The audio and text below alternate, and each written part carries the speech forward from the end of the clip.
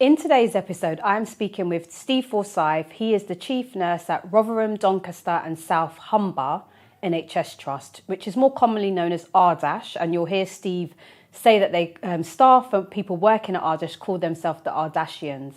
This is a powerful conversation. I say powerful quite a lot sometimes in these intros, but it really is a powerful conversation. Steve really demonstrates and speaks about his values, his integrity, standing up and speaking up when you absolutely are the only one, where his determination and desire for change comes from, and him standing up as a brave, authentic leader and what that has meant for him, the challenges that he's faced, the adversities he's faced throughout the journey of his career.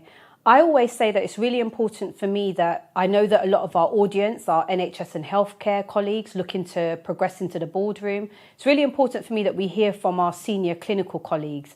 Steve challenges me on that, and he speaks about the breadth of careers that are available in the NHS. And he also speaks about why and how he chose RDash in terms of the next step of his career as a chief nursing officer. It is a great conversation, and I would love to welcome Steve back because he is on a mission. Him and his executive team and his board actually are on a mission to really drive change up at RDash and the communities that they serve. So watch this space for more, but for now, take a listen to this episode. Steve, finally, I have got you here on Bravery in the Boardroom. This has been a long time coming, but it's fantastic to have you here today. Thanks, Monique. Yeah, so with last week being Jamaica Independence Day, we can't not make recognition for Pakistan Independence Day with Big Up India tomorrow, their Independence Day from 1947. Thank you. So I know I have a little joke with you that you know every single awareness day, but actually, and every time I speak to you, tell me which day it is, but today is of importance, and it's also South Asian Heritage Month. So I'm really pleased that we're recording this episode. We'll talk about you being the first in the NHS in a particular role of South Asian heritage. But before I go any further, it will be great for the audience to know a little bit more about you and your current role. Thanks, Monique. Yeah, so I always describe myself as being a human, a nurse, an ex-runner now, and a dad to 3 children and 2 other children in a blended family. So that kind of gives a bit about myself. Mm-hmm. In my role as a nurse, I've started as a B grade. So those are people who are old enough to remember Whitley Scale. Mm-hmm. Started on the wards in the 90s as a B grade, and find myself here today in this boardroom with the title, which I hate job titles, but the Chief Nursing Officer for Rotherham, Doncaster and South Humber NHS Foundation Trust. Usually known as RDash. RDash, yeah. And I hear you about titles, but it's really for what we're speaking about today and about Bravery in the Boardroom. I was really keen to, after the first time we met, I was really keen to have you here with us to tell us a bit more about your journey and your story, but also because I think it's really important to me. I've had the pleasure of interviewing a number of senior NHS leaders, but I know across most NHS trusts, it's usually in and around 70% of the workforce who are of a clinical background. So for me, really important that we hear from our senior clinical leaders. And I know with my nursing colleagues, being a nurse first and foremost is very often how you will describe yourself. But holding that prominent position, especially with what we've seen going on most recently, which we'll talk more about, but also across the journey of progression in nursing careers and knowing how challenging that can be for colleagues who are underrepresented, I think it's really important that we hear from you as a senior nursing leader. So I will be talking to you about your title and what that means as well, and I hope that's okay. So I wanted to ask you about your leadership styles. Question I always ask our guests when we kick off: how would you describe your leadership style in 3 words? 3 words. 3 words. Okay, so authentic, incorruptible, yeah, and maverick. Definitely a maverick, right? Yeah, you've got to get the aim, the AIM. Yes, I love that. Yeah, I love that. Okay. So tell me more about your journey, because yes, you're sitting in a very prominent and challenging leadership role right now, but it'd be great to hear a little bit more about that journey when you were saying you started off as a B grade and the challenges that you've experienced along the way. Yeah, I suppose my biggest influencer and the person who I've always really looked up to, sounds really corny, but it's my mum, Monique. So my mum came from India as a young girl, from a place in the Punjab called Jalandhar. She didn't have the easiest of upbringings. Her mum died when she was really young, and there were lots of troubles within the family. But she went off. A teacher gave her an opportunity to go off to university, because at the time it was really difficult within the culture to be out of the home, not having a caring role and responsibility for the family. But there was a teacher who helped my mum to go to university, and he really took a chance in going to visit the family in Rugby. And the way that she articulates the story, really, she always holds this teacher really dear in mind. And the only way I can describe it is real, true allyship.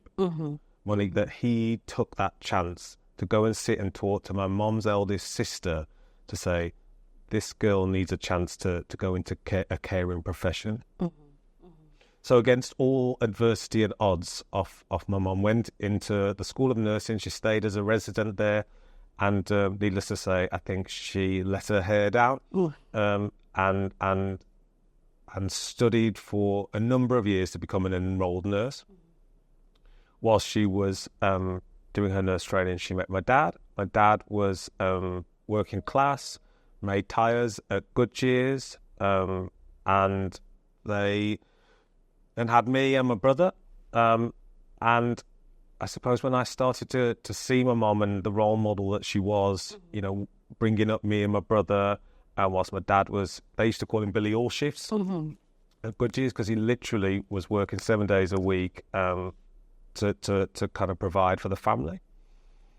When I got to 15, 16 and was looking at my career choices, there was never any doubt that I wanted to be a nurse. I'd helped my mum go from being an enrolled nurse to do the conversion to be a registered general nurse, because it was at that time where they had to do the top-up course at university, and really enjoyed that, supporting my mum through that, seeing that through that journey and feeling really proud, I remember.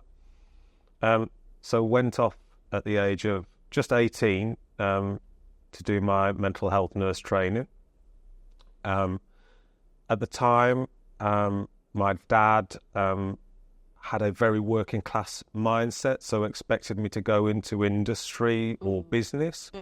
As a result of going into nursing, our relationship really severed, because he felt that the career for a man was not to be in nursing, and kind of attributed it to my sexuality. And that was a really difficult time. It was a really difficult time. So me and my dad broke contact as a result of that. But stayed really close to my mum, but really put her in a really difficult situation.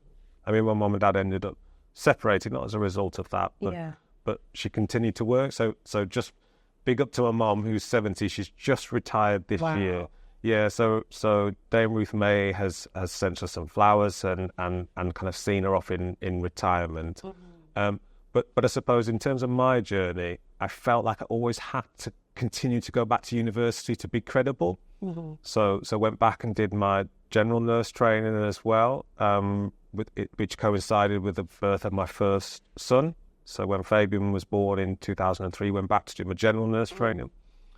So I went into a role that was for a black or minority ethnic group nurse in the community, that I only had a caseload of young black men.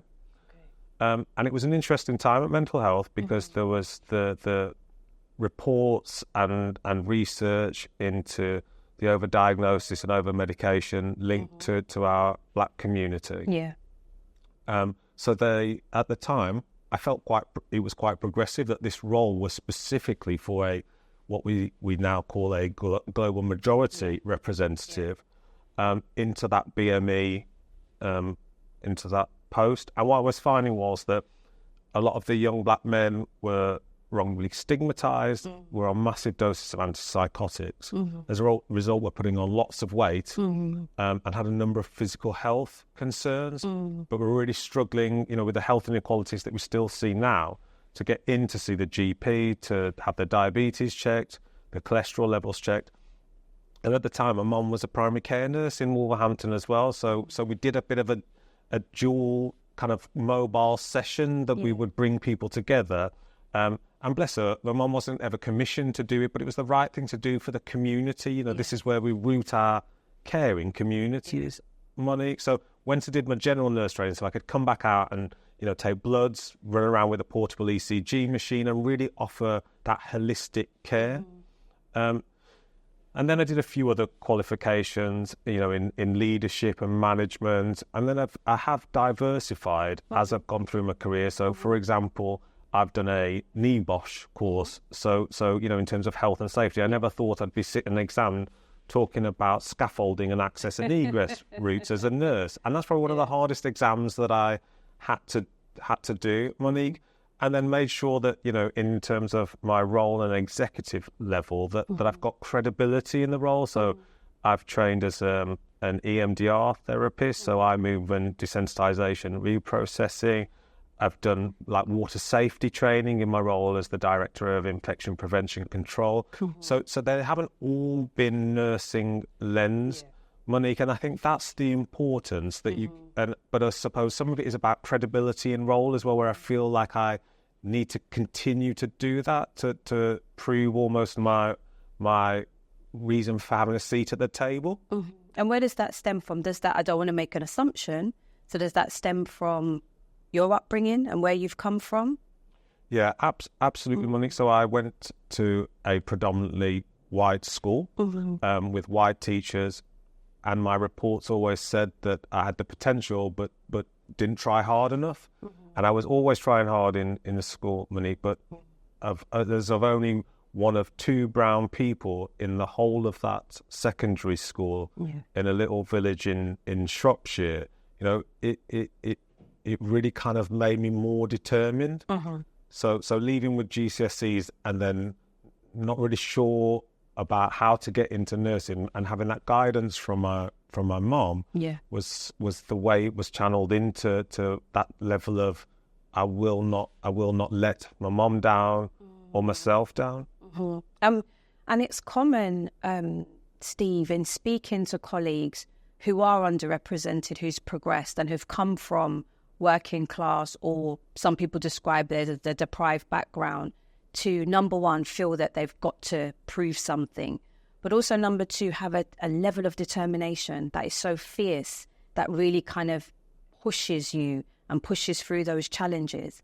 So let's flip it. Let me ask you about, you are successful. You're not an exec just yesterday. You've held an executive role for a long time. What were some of the things that helped you along the way? I think it was the allyship of people that I came into contact with. That's really, really important. And I suppose we've spoken about skinship not always being kinship. So really just putting that into practice, Monique, I think there was some really difficult times. So I remember doing a round of the NHS leadership courses where some of the feedback was at the end of it that people always wanted different, but the reality of it was that different wasn't always wanted, and that I should consider, because at the time I used to have my hair in plaits, so I had 2 plaits, gold tooth, tattoos didn't always fit the traditional pearl earrings, pearl necklace, Royal Navy blue dress, kind of stereotype that is often associated with what a chief nurse of those times may have looked like. So really just putting that and trying to break the mold. On that particular leadership course, it was suggested that I may want to remove my gold tooth and have my hair cut and kind of wear that corporate suit look. The blue suit, white shirt, blue tie. And the feedback on one of them I remember distinctly was that I should consider maybe a career in Virgin Healthcare when Virgin was being commissioned and the CCGs were just being started. But interestingly, on that leadership force, that was the first time I came into contact with my now chief executive, Toby Lewis. Yeah. And Toby had a really different view at that leadership course. And I thought at that time, I could really work with that chief executive. He was at the time in Birmingham, and making, really challenging decisions and challenging the status quo. And unfortunately, our paths just separated. But here we find ourselves now kind of being reconnected. And I know, having spoken with you and your chief exec, together and having a short conversation with you, I absolutely know how much you both want to drive the movement of change at Ardash, and how much of the focus you have on the community and understanding the challenges in the community you serve, some of which you've experienced throughout your own career journey, and some of which are quite different to the region where you are now. And I want to come back to those. But there's something you said there about that advice that you were given. You might want to conform, if I could describe it in that way, isn't it? You might want to conform. And some of our listeners will be very familiar with a term called code switching, where, people who are from a certain social background or demographic feel that they, in the work or social setting that they're in, when they are underrepresented, that they need to conform and switch their own code. That might be in your appearance, it might be how you speak, it might be in the food you eat, it might be what you talk about in terms of how you've grown up and what you do. And it's usually because there is a fear or a perception that you showing up as your true self won't be welcomed or valued. And I know in the leadership work I do, I very much encourage people to really understand your balance between adapting versus code switching. And usually, inside, that radar goes off, doesn't it? When hold on a minute, I'm not showing up as who I truly am. And it can be deeply stressful for people who are having every day to think, okay, before I go into work, I have to. Or in your case, to feel like, well, I'm not going to receive the credibility and validity that I deserve from my capability just because I look different, and how important is it that we are still talking about that? Because I know I'm stressing the point because, yes, you were brave enough to go, no, I'm showing up as me. I know what I bring to the table. I'm going to navigate this. But I know that we've got people who are still hearing that and receiving that feedback today, even when we're hearing so much about bring your authentic self to work. So it's one of the reasons why I absolutely wanted to have you here as a guest today, because I know, yes, you are different by sight in terms of your ethnicity, but also you are different because you are showing up. You've shown up in a space early in your career. Well, as you said, when I looked around, there really wasn't anyone who looked like me. So tell me a bit more about that, because as I said, progressive, I said a bit there, haven't I? But, you're the UK's first male chief nurse of South Asian heritage. So tell us a little bit more about operating at a senior level when you are the only one or the first. Yeah, it's often not easy when you're described as the first. Mm-hmm. And the target on your back can be bigger just by that before you've even got into post, Monique. So have felt that. And that's why it was really important to me to choose which chief nursing officer post I went for. I was in a different region, not too far from where we are sat today, and made the decision to switch. The chief nursing officer role came out to advert, and like you said, when something, you just feel it, and that code switching doesn't feel right. I felt if I'd stayed in post where I was, I'd have to continue or progress into that code switching. Whereas in Ardash, or we call ourselves the Ardashians,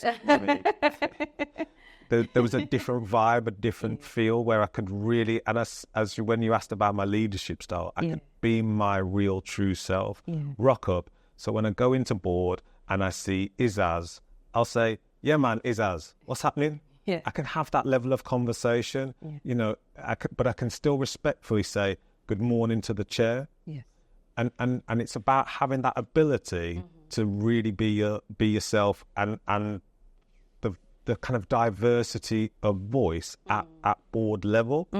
So, you know, not everybody has the same colour skin as me and Izaz. Izaz is our newly appointed Chief Finance Officer. And he's a youngster, and he's got moves. Monique, he's got moves. So we're a double act in that way. And we've talked about code switching and our ability to be united in fully representing the people who we want to join. R-dash. So, you know, it's the famous Maria Wright Edelman quote, you can't be what you can't see. So, you know, I want people like my son, Fabian, Malachi. You know, Malachi associates with having a brown dad and a black mom, but he gets about in a wheelchair. So we've got to introduce and talk about intersectionality as well. For sure. Monique, in terms of bringing people through into the organisations that we work for. Because ultimately, racism means harm. So we know that people who are from a global majority who come into services to receive care have a worse outcome by virtue of the colour of their skin. We know that's fact. That's fact. So we need more people at senior levels to influence and change the way NHS delivers care, because, you know, in terms of performance targets and harm and the res data's got worse. It's the worst it's been since 2016. You know, we can all quote the figures. Ultimately, if a white person and a global majority person go for the same job, the white person is 1.59 times more likely to get an interview to appointed than somebody like me or you. And it's exactly why what you're pointing out there is why we started the Bravery in the Boardroom movement, because, as you say, you know what our strapline is. We want to see boardrooms more representative of the communities and staff they serve. Because, as you say, you know, tackling inequalities, both in who we're looking after, you know, service users and who you're caring for and their families, but also who we're looking after as the workforce, and the people who come to work here. And we know a number of our listeners will know about in the NHS, yes, if you compare the NHS to other industry, you'll see the high percentage of ethnically diverse colleagues working across the NHS. However, we know that falls off a cliff when we move into mid and senior level roles, and falls off even further when we talk about the boardroom and executive level in particular. We have seen some movement in the boardroom in terms of the number of board members represented, but we also know quite a lot of that has been in non-executive roles. And it circles back again to why it's really important for me that we speak with and we hear more from colleagues like yourself, holding executive roles where, as you say, as an ethnically diverse man, it is unusual to have you in the role. So yes, you've been the first, but also when you look behind you now, we haven't seen many, many more coming through. Yeah, so I really hear you on what you were saying there also about intersectionality. And the importance of people understanding that there are so many factions. And before we started recording, I think when we were talking, we were speaking about the population that R-Dash, your trust serves, and about the rural communities you serve. And I was speaking with you about, you know, the massive impact, you know, industries decimated across a number of northern towns, and the impact of that on social mobility. So the challenges, not only in us wanting to see representation in the workforce, but I know it would be great to hear a little bit more about some of the work that you're doing in R-Dash to try and reach and serve and help those communities, not just in their time of crisis, but in a more broader firm. So it'd be great to hear a bit more about that. Yeah. I just want to go back, Monique, because the diversity of voice and real felt and experienced allyship in an authentic way is so important. So within our board, I cannot not mention Dr. Jude Graham, Richard Chillery, Toby Lewis, the Chief Executive, our Chair, Kath Lavery, you know, amongst many others. I could go on, but they encourage that. So I really feel they've got my back. Yeah. Monique, so when I challenged the NMC about their recent report about the inherent racism and toxicity within the organisation, I took that through immediately through our quality committee. All the chairs agreed we needed it on. They agreed that I could present it. It went straight to board. Monique, it was a significant discussion at board, which resulted in our organisation, the chair and chief executive, not writing to the NMC like a number of other an arm's length bodies have. Yeah. It resulted in us writing to the Professional Standards Authority and asking them what accountability they have and what assurances they get in terms of where this report has now been taken and lent. The PSA have wrote back to the organisation, and rather than just accept what the PSA have said, this is when it's really felt and you see real action, Monique, is the chair didn't just read that, the chair has read it and now responded again and said, we want to be a part of the solution. So it's not an organisation that says, here, there's a problem. Yes. It's here's the problem. This is what we want to know, and this is how we can help you going forward. Yeah. You know, we've got promises within our dash, 28 promises. I would urge everybody, because it's a bit of a teaser, so I've got to give the carrot. Look at Promise 26. Yeah. So that's a big promise here at R Dash. So I'm not going to tell you what it is, but I'm sure you'll put the link into the R Dash promise. We can. Because the point that you make, Monique, is so important, because where R Dash is situated, heavy industry mining towns which have seen closure and unemployment rise. We've had to temper some of the vacancies by bringing internationally educated nurses and doctors in, and seen real success within that, Monique. But it's how do we get those people who wouldn't ordinarily have thought to come into healthcare?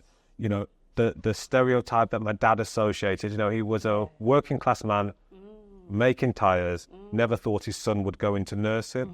But I went into nursing because I had a role model. So my mom was my role model. Yes. If you've got family members who work in industry or have work in a particular industry, it's often that's where the recruitment is. And when you look at apprenticeships, Monique, it's the unspoken truth about apprenticeships in organisations, that often it's the people who work there that bring in the apprenticeship for the family member or the friend, which is why we don't always get that diversity, which is where we're making the difference at R Dash. So we're really rooted. What you'll hear is rooted in our communities, and that kind of social aspect of healthcare. And what you might say, what makes this organisation different, and what makes you different, or the chief executive and the board different. To give you one example, Monique, and I'm not saying that this is, the only thing that we do, but just in terms of an NHS provider, without any governance, so I didn't have to go through any kind of board and committee, which is really important because some of this is really dynamic. We made the decision to offer free laundry and ironing services for people of the community who have got a job interview. So people who may be disadvantaged by lots of other things, we have said, come to R Dash, drop your clothes off on a Tuesday. We'll wash them, launder them, iron them, pick them up on Thursday, ready for your interview. And I know that's part of what Timson's done. And Timson's been amazing in terms of, enabling people from particularly custody and prisons in kind of seeing the value of people. Because because the colour of your skin is important, but actually what's more important are your values, Monique. 100%. And I think we've spoken about this, isn't it, about representing, but you mentioned the famous quote, you can't be what you can't see. What we also know, though, it isn't just about representation by sight. And that's not saying, we're making it more difficult. It's what you're getting at here. It's seeing people where they are at. What I hear and what I really heard from you and in speaking with Toby as well was about we're trying to really see and understand where our people, where our community are at, and how we can help them where they are to recover and get to where they need to be. And we cannot, if there is a gap in that, we can't just stand at our front door and provide the services that we do. If actually the gap here of where they are, there's a whole gulf there, right? So really being able to understand that. And as you say, I think because you are a maverick, I think it's that you're excited and you're energized by thinking outside of the box and learning from elsewhere. So learning from the Timpsons model. I mean, look now, Timpsons are supporting the government with some of their prison reform. So I think it's really important to point that out. And just we'll circle twice, but circling back first time to what you were saying there about people being able to see the type of careers that are available at R Dash, people being able to understand a little bit more about the values. And what I really heard you talk about is your different voice, the difference in how you show up, the authenticity of who you and other senior leaders are is welcomed. It's welcomed and you're encouraged. So you're asked and you're encouraged to hear your voice. Now, I know for a number of colleagues holding prominent, high-profile senior roles, they don't have that. So they have the title, they have the office, they have the placard on the door. They don't have equity of voice in the boardroom. What would you say to them? That's difficult, Monique. That's a difficult, because it's why I chose this organisation. And for me, if you're doing the code switching, if you're not rocking up and being the best version of yourself, you've got to look at where your career is, because you need to make a stance. You need to make a stance in if your integrity is being compromised in any way. Yeah. So to make that real, because anybody can just talk the words, Monique. So I was a whistleblower. So, and I don't often talk about it, but now I feel able to. I was a whistleblower in one of the biggest NHS university health boards in the country. And at the time, what we didn't know, there were 37 of us, over 30 of us that whistle blew, but we were like isolated and siloed out individually. And we were all, when we've looked at it post whistleblowing at the time, and this was during COVID, a number of us were given options. My particular option was a non-disclosure with a large lump sum. And my integrity, you know, when you talk about code switching and not sitting right, I couldn't allow myself to take the lump sum, sign a non-disclosure, and went through with it. So I ended up being interviewed by government representatives to articulate what was the concern. Now, people talk about whistleblowing and the impact on your well-being. So it was a really, really challenging time. But ultimately, what we did individually and then came together as a group meant that the whole of the board was changed. So overnight, all the non-execs were removed and the chair were removed. This was some time off after we'd made that whistleblowing, or certainly I had. And now, you know what they say about what doesn't kill you makes you stronger.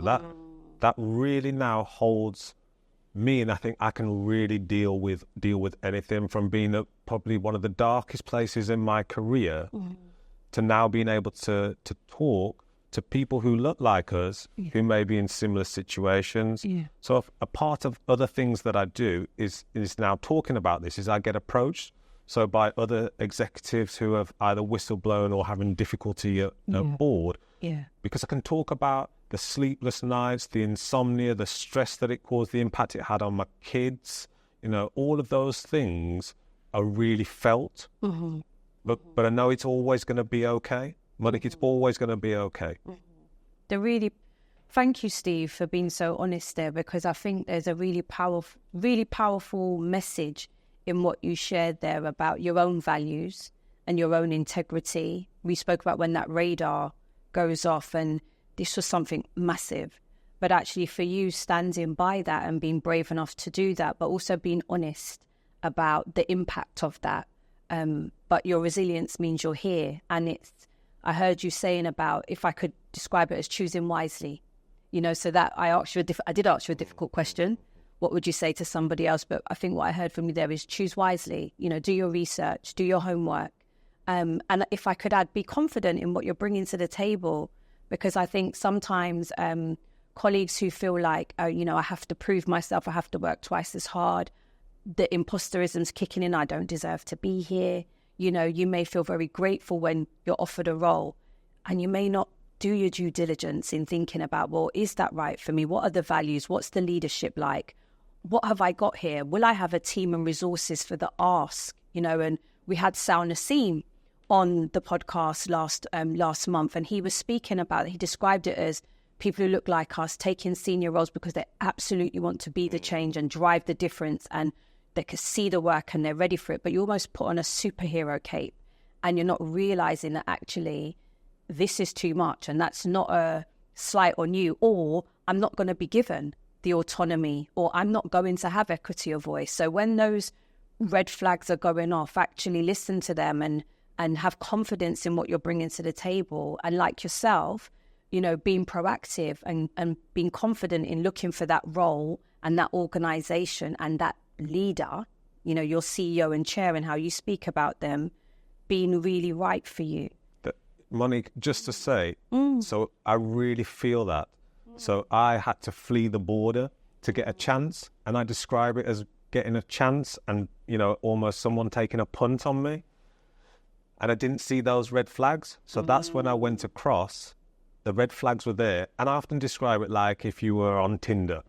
So you're on Tinder and you start the dating process and the red flags come up. Yeah. What happens? Yeah. You don't continue in the relationship. Yeah. Or you do and you end up regretting it. So your first 100 days start the moment that the job's advertised. So when that job's advertised, because people talk about your first 100 days in role. They do. Listen, it starts when you start to put the application in, do your homework, do your research, be your authentic self, because you can't be something else when you start in role. Yeah. So be really clear and set out your store.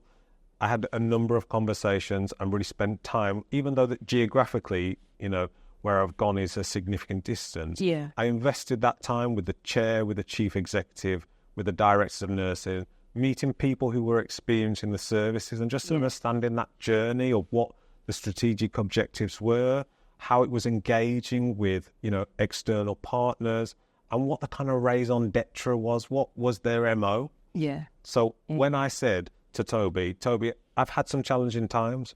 He said, tell me about them.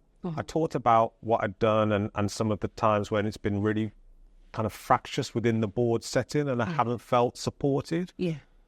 And the response that I got back, we went into really deep conversation about it, which made me feel that if this situation was replicated, I wouldn't have to code switch. I wouldn't have to, you know, consider my integrity, that actually I could have that conversation on a level. So I'm hearing from you throughout our conversation, like you said, about the importance of being in an environment, working with colleagues, senior leaders who hold your values and who value what you bring to the table, and you feeling, because that's what's important here, isn't it? I'm asked time and time again by organizations and boards that I work with about, you know, how do we measure? How do we measure impact? How do we know if colleagues feel that they have a better sense of belonging here? How do we know if colleagues feel that they can come to work and be their authentic self? How do we know if colleagues really feel valued and feel they have equal opportunity to progress? And I said, you ask them. You ask them those questions. And I said, one of those key questions is that, do I feel that I have equity of voice?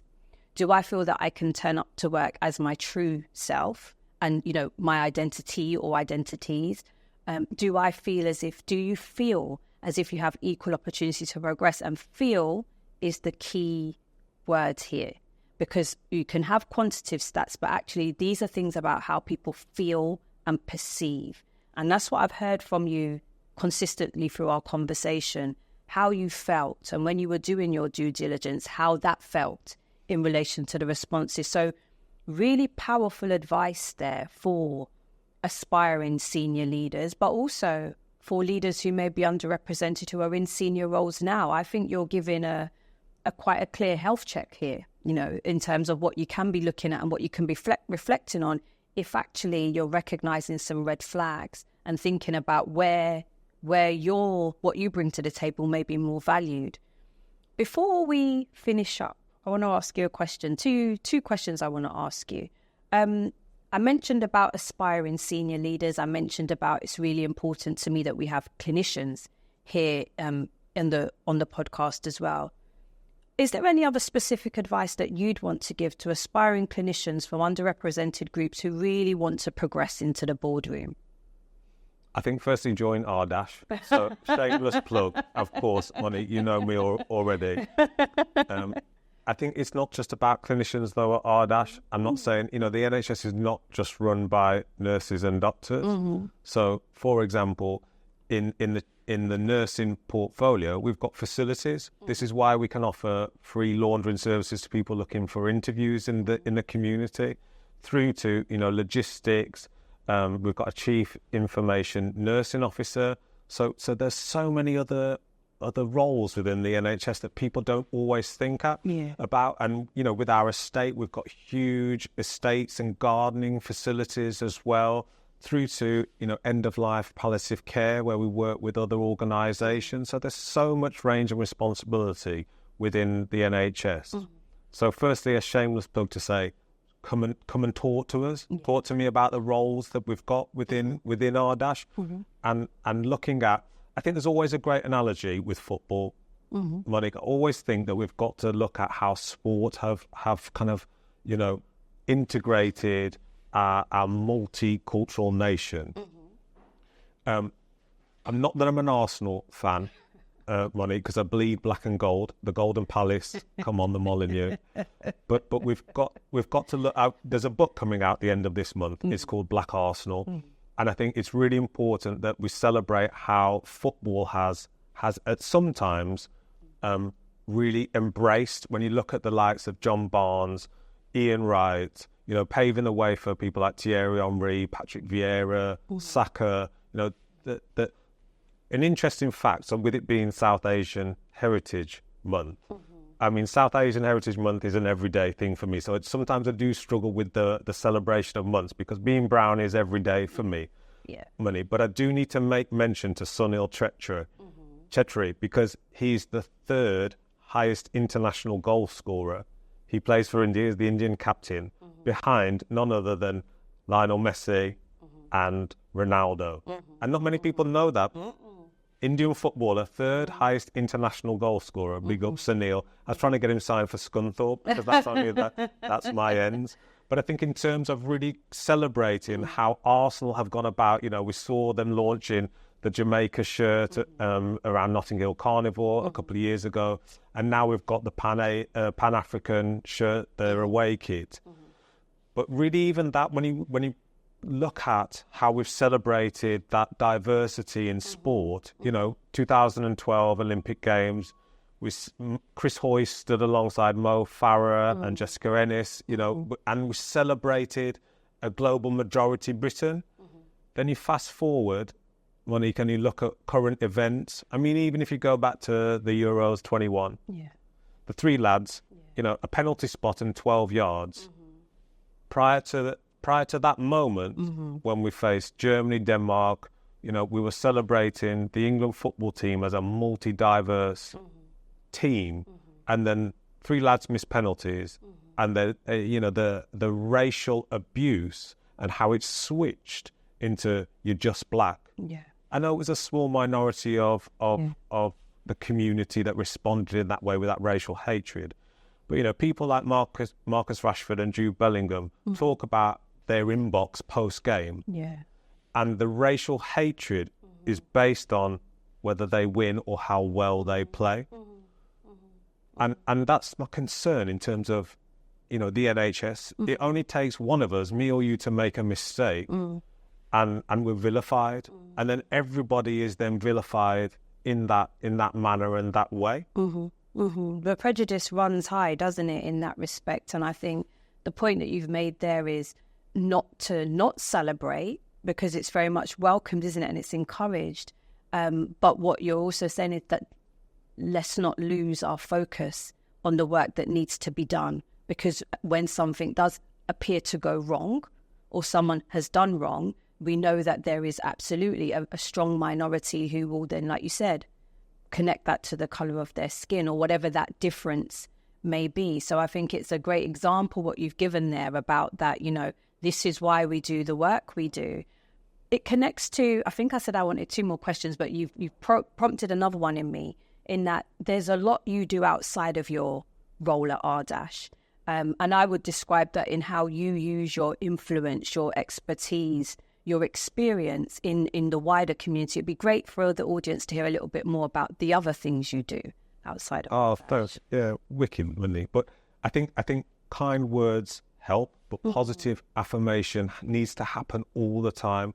Monique, in response to thinking about, how this isn't just about us being a multicultural nation, we look at riots have happened in this country once every 6 years. You go back to the 70s, when we talk about Blair Peach, we haven't found out who murdered Blair as part of the anti-racist peaceful marches that were undertaken. Digressing, but going back to you, so circling back, because you know how my brain works, Monique. So I suppose some of the other things that I'm involved in, really important in terms of me and other things that you can do, and I often talk about the work that I do in Gambia. So I have a really strong affiliation to Gambia. So often when I travel, I'll always go and visit the psychiatric services. And this predates kind of 2015 when I went to visit Tanka in Gambia, and started to do some work around how we can improve mental health services. This led on to somehow now I find myself working for the Inspector General Principal of Gambia, the IGP, Abdoulaye Sanyang, who is the most senior police officer in Gambia, and I train the athletes. So currently I've got a number of athletes, the most famous one being H.in Obega. He's one of the fastest men at middle distance runners and works for the Gambian police force. As I said when I first introduced, I used to be a runner, Monique, but then I fell in love and with a human, and then running kind of took a side step. But continue that link. So continue that link and send the athletes, we have daily communication about when they're going to Senegal to race, and keep that link going, because that's really important to me. And being able to take, for example, women's products, bras, and things that athletes there wouldn't ordinarily get the opportunity to. I mean, the most famous Gambian athlete is probably Gina Bass. So you will have seen her at the Olympics in the sprints. And then I suppose the other part that I do is I'm a trustee for a charity, so the African Caribbean Community Initiative in Wolverhampton. So talking about some of that role that I had when I went to do my general nurse training to work with young black men who were overdiagnosed and prescribed large doses of antipsychotics. In response to that in Wolverhampton, the Wolverhampton Rastafarian Progressive Association in the 80s set up a place that people could feel and come safe to in the 80s. That was back in the 80s. Monique, and I've got to give a shout out to Alicia Spence. So Alicia Spence set up the charity, made it into a charity late 80s, kind of 87. She's been there for over 30 years. So has been a real, role model for me and for the community of Wolverhampton. So it only feels right that I joined as part of the trustee board to try and give some of that, what I've learned and influence around NHS kind of policy to help shape a charity that is working with a marginalised community where health inequalities are so prominent. And then I suppose the other element, which I would just like to make reference to, is my son Malachi. I said he's in a wheelchair. He's got a rare alpha-laminin degenerative congenital muscular dystrophy. So he's been an ambassador for an organisation for a long time, WizKids, because he's been in a wheelchair since he was kind of 3. So give a lot to WizKids, because they provide children with wheelchairs that the NHS can't cater for, and they do a lot of work with people who look like me and you. So Malachi being from a global majority, they've given him massive opportunities throughout him growing up in school. So WizKids is a big part of family life as well. Okay. So my final question, because it absolutely connects to what you just shared there. You're doing so much, and I know how passionate you are as well about all what we've spoken about. Like I said, I've had the pleasure of having a number of conversations with you. But how do you maintain balance and look after you? Wellness is always a thing that I'm on a bit of a roller coaster with Monique, because there's times I feel really energized, and I think you've experienced some of that. And that's where I get that connectivity. So in being part of other groups, so the Nola Ishmael Chief Nurses Officers Group, Jabali Men's Network, BINA, the British Indian Nursing Associates, and APNA, having you often at a time of need where I feel like I'm really struggling, that I'm almost in quicksand. Yeah.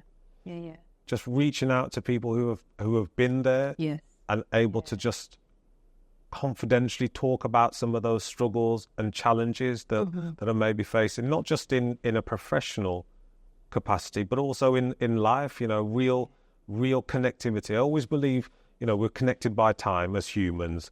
Monique, if we are lucky enough to have lived to average life expectancy, we've got 30,000 days on this planet. Yeah. And I always put that into context when I think about Malachi, my son, because having a long-term condition, I know he's probably got about 12,500 days. Yeah. And me and you both were around when the Sony Walkman was released. You remember the blue Sony Walkman? Very much so. I had mine clipped to my hip.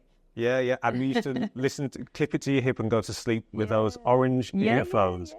And the batteries would be dead by morning after you'd listened to Foxy Brown on repeat. Very much so. And you'd wake up and you'd have pressure ulcers on your ears because underneath that orange headphone was a metal reel. That's right.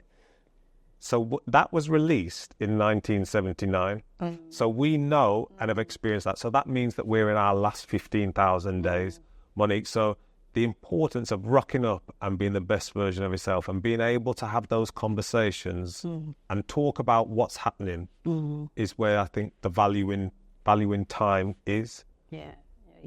Very, very, very sage, but very sound advice and insights, what you finished up there on.